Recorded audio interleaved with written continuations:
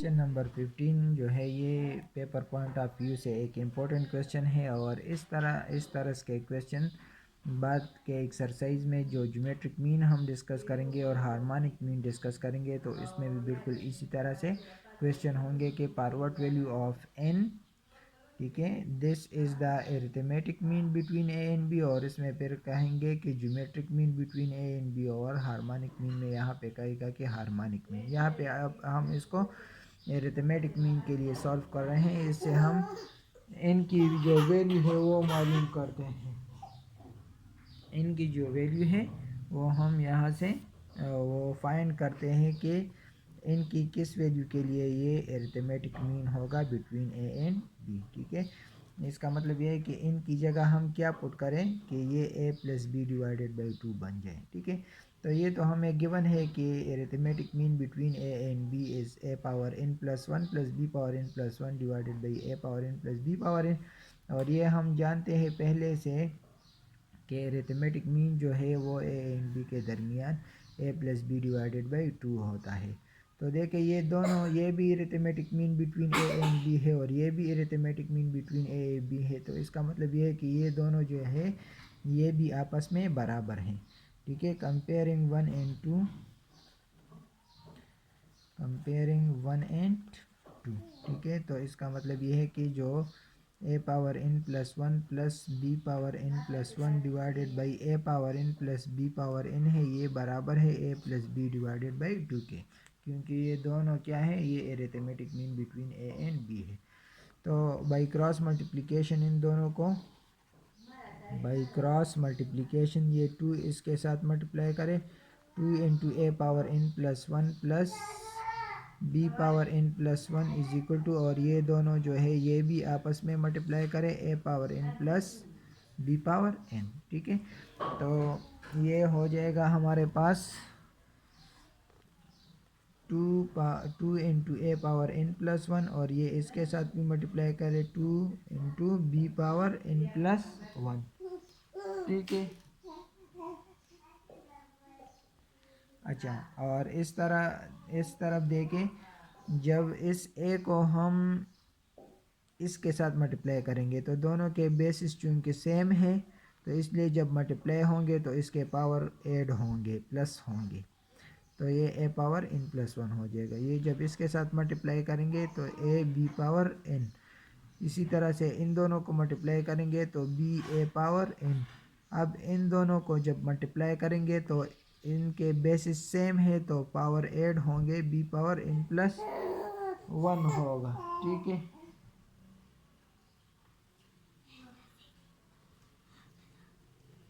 अच्छा, अब हम इसको थोड़ा सा सिंप्लीफाई करते हैं। देखें, ये जो a पावर n है इसको हम a पावर n के साथ लगाते हैं। ये जो n plus a power n plus 1 है इसको इसके साथ यहाँ पे लिखते हैं, ये 2a power n plus 1 minus a power n plus 1। Similarly ये जो b पावर n प्लस 1 है इसको जब हम इस तरफ लाएंगे तो ये minus b power n plus 1, इसको इसके साथ लिखेंगे plus 2a b power n plus 1, ये n प्लस 1 है, ठीक है, ये n प्लस 1 है। अच्छा, और यहाँ पे ये a b n plus b a n रह जाएगा। तो देखिए यहाँ पे,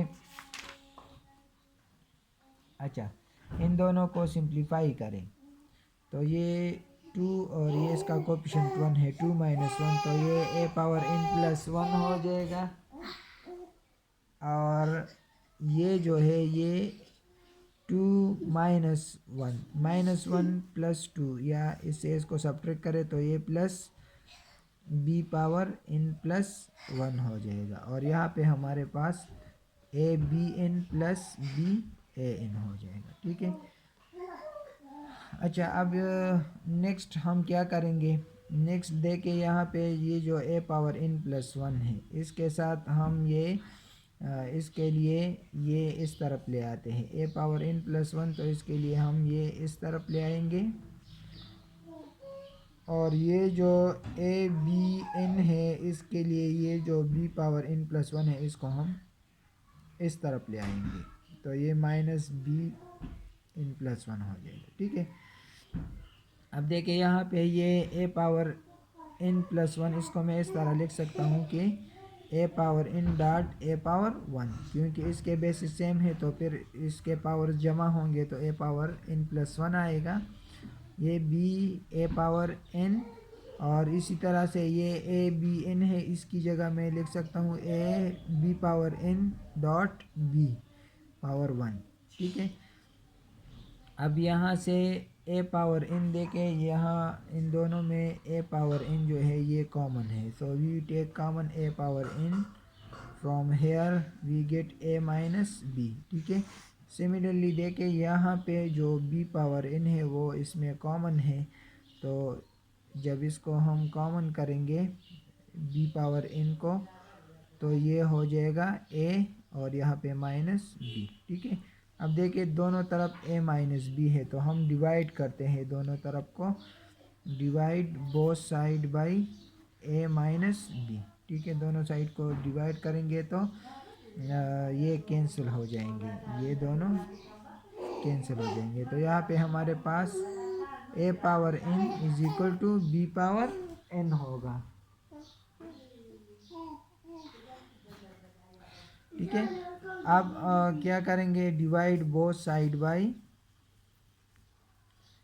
बी पावर एन करें तो ये हो जाएगा A power N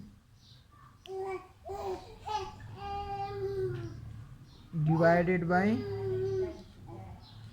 B power N, और इसको भी बी पावर एन पे डिवाइड करें तो ये दोनों क्या होंगे, they are cancel with each other. So यहाँ पे इसको मैं इस तरह लिख सकता हूँ कि ये इनका पावर भी एन है और इसका भी एन है, तो A by B whole power N में लिख सकता हूँ is equal to one.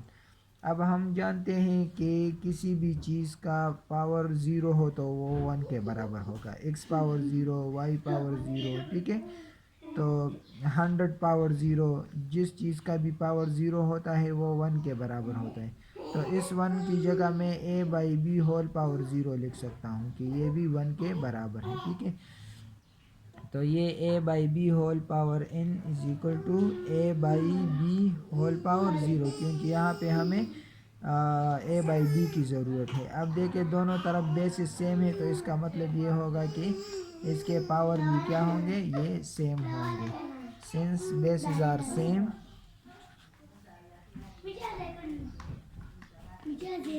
bases are same, therefore power must be same। तो इसका मतलब ये है कि इसके जो बेसिस सेम हैं इन दोनों के, ठीक है, तो इसके पावर भी सेम होंगे, n is equal to zero. तो ये हमने मालूम किया।